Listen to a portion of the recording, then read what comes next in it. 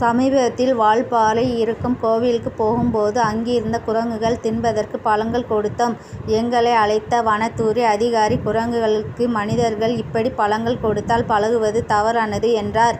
ஆச்சரியமாயிருந்தது. விலங்குகளுக்கு உணவிடுவது நல்லதுதானே என்று கேட்டோம். அதற்கு அவர் சொன்னார், சுற்றி பார்க்க வரும் மனிதர்கள் ஒரு பிரியத்தில் தான் குரங்குகளுக்கு உணவு விடுகிறார்கள். ஆனால் தினமும் இப்படி இந்த குரங்குகளுக்கு உணவு கிடைத்து விடுவதால் இந்த குரங்குகள் கஷ்டப்பட்டு உணவு தேடுவது, மரங்களின் மேல் ஏறி பழங்கள் பறிப்பது போன்ற பழக்கங்களை எல்லாம் கொஞ்சம் கொஞ்சமாக கைவிட்டு கொண்டிருக்கின்றனர். இப்படியே போவதால் ஒரு நல்ல முற்றிலும் அந்த பயிற்சி இல்லாமலே புதிய தலைமுறைகள் குரங்குகள் மாறிவிடுகின்றனர். வரிசையில் உட்கார்ந்து பிச்சை எடுப்பது போல இந்த குரங்குகளும் டூரிஸ்ட்களிடம் பிச்சை எடுக்கும் ஜீவனாக மாறிவிடுகின்றன.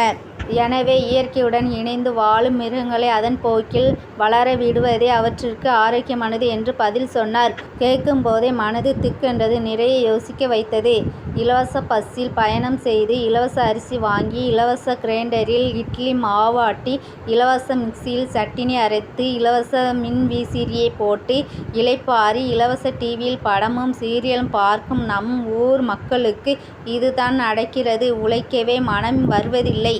மேட்டர் என்னவோ குரங்கை பற்றிதான். ஆனால் அது நம் மக்களுக்கு அப்படியே பொருந்துகிறது.